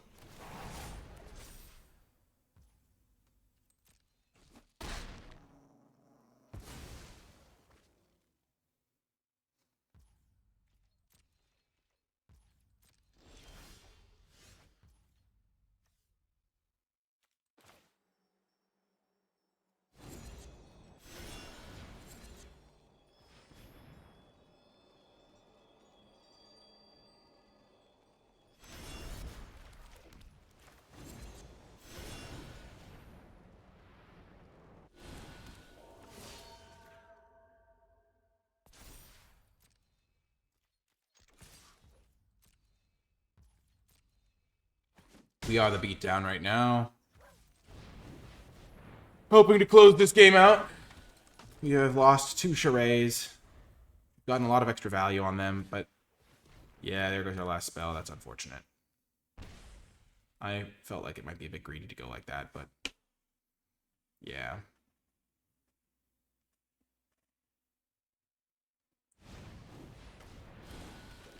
It's a 4-3, okay.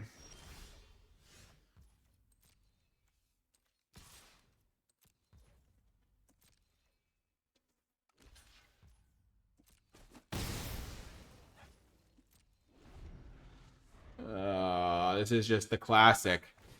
We've gotten so much value this game, and none of it matters.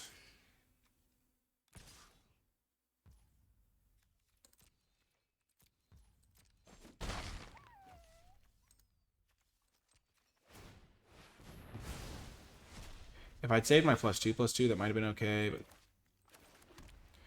honestly, I'm not feeling too bad about this. This was just a bit unfortunate the way this is lining up. Like, I've scryed lands to the bottom, too. Can't even stop that. Oh my gosh.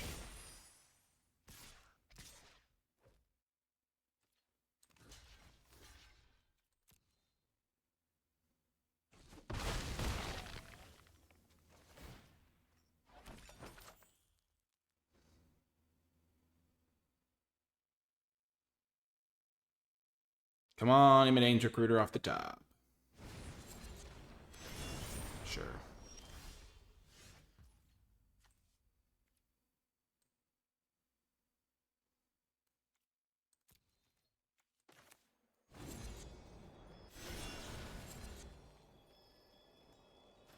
We're going to take Charade. And hope that this can be good enough. Cobble something together.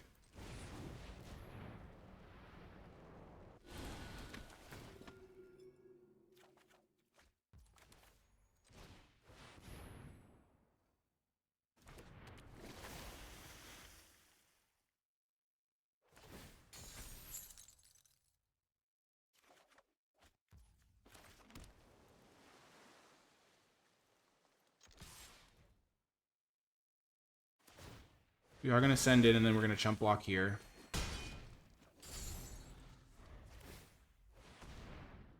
They're scrying too. That's interesting. I would think they would know that they're going to play the 2/3 Menace this turn, and so it wouldn't matter as much. Scry it right now. I guess they get to scry 2 to the bottom. We just have to draw like our crown right here. That'd be great. Or we win if we draw our recruiter. 17 cards. But 15 really, because we know the bottom card. So recruiter for the win. Stopgap.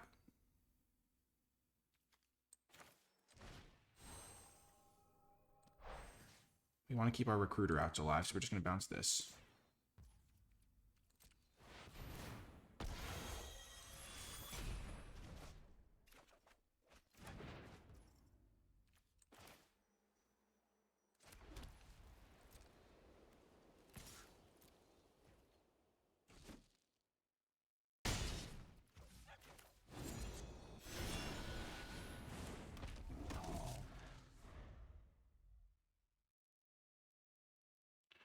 Gosh, so we have Scryed, 2 to the bottom. We have 13 draws. One of them is... Okay, we're just going to block like that. We go to 2. Either way, we're dead to the Sweet Tooth Witch, if they have it. But they would have had to top deck it.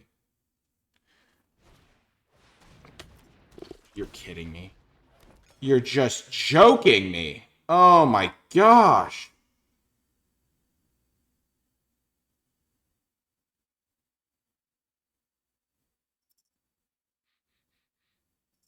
Oh, that's so unlucky for us that they happened to draw that. Wow. We were in good shape that game. We drew one too many lands, and we got a little bit punished on the one turn that they had their discard spell to get our last card. It happened to be a card that we wanted. Imminent Recruiter was a bit far down in the deck, and we would have loved to bargain away the Prophetic Prism to bounce the Red Tooth Genealogist and then play our guy so that we could like do that, but we didn't know we were going to draw our 6-drop for starters, and we needed the red to be able to win with Recruiter off the top. But we had just turned that game around. We were in good shape. We had our 6-5. We were going to be able to deal with the Screen Puff, but they just top decked their deal 2. Which is just unfortunate, honestly. Come on, deck. You can do it. Yeah, it's Prism saving us once again. We can keep this on the draw. If we draw on Hilda's Crown of Winter or Imminent Recruiter, that game we win. They're on a mulligan on the play. A red deck is not what I want to face when they're on the play with a mulligan even. Impact Tremors. Okay, that's a little bit problematic. That is scary. They only have 4 cards, though. They're on a mulligan. Okay, we've drawn all our islands. That's a little bit odd. Harried Spear Guard. This could be bad. Oh, no. We're going to just lose. This is so sad.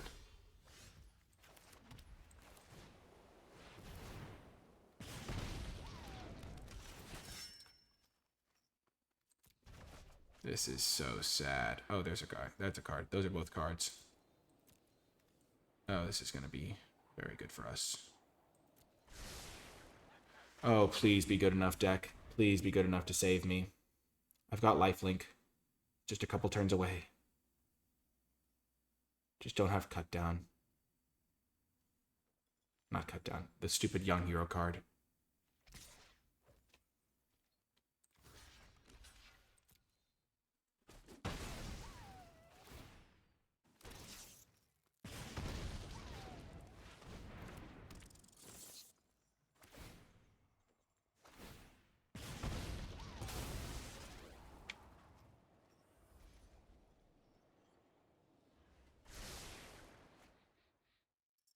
I think I have enough time to get my lifelinker into play.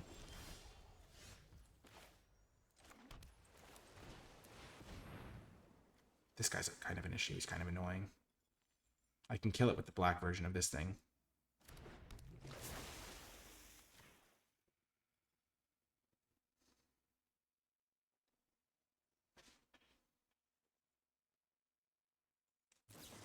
Oh, they're sacking towards the tower. Oh, that's so huge for me. I mean, they're sacking their impact tremors. Oh my gosh. That's huge. They're all of a sudden a lot less scary.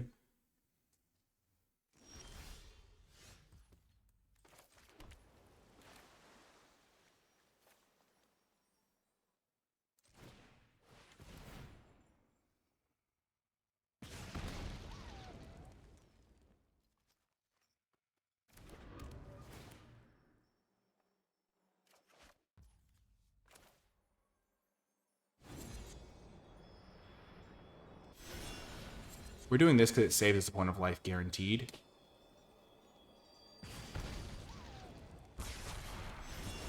We got rid of their biggest source of burn. And now we have like 6 cards, and we're just like sitting here praying that our guy lives. Okay. So we're going to take 2 more from that, but then we have our Cursed Courtier. I'm glad we didn't play the Courtier because it would have killed it for sure. Monstrosity, okay.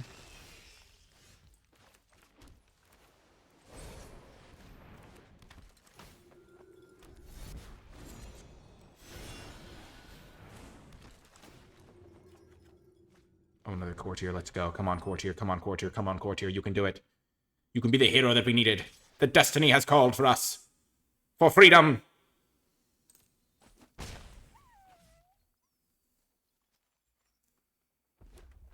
Oh, they hit a land. Oh, this is huge. Oh my gosh, what a draw. What a draw. We're in this. Tap the mint. Play land. Celebrant away this thing. 1 hit for 5 should do the trick. Charade. Both of these are great.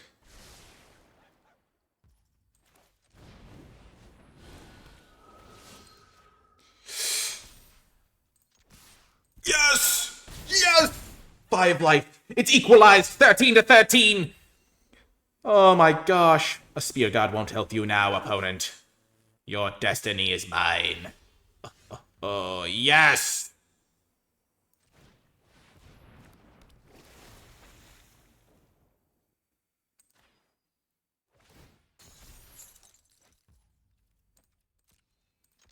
Charge!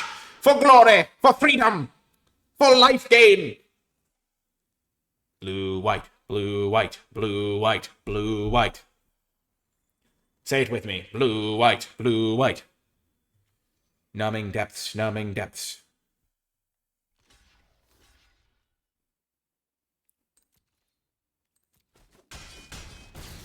Oh, another 3 life. Oh, the value. The win. Another life linker. Oh, the Cursed Courtiers that we wield are so good. We've gained so much life. Oh, when they sacked their Impact Tremors, I felt so good. Oh my gosh. The Prophetic Prison. Yes! Oh, we did it. We did it. We pulled off the Tupperware special. Oh my gosh. Let's go. Let's go. Huge win. That's awesome. Wow.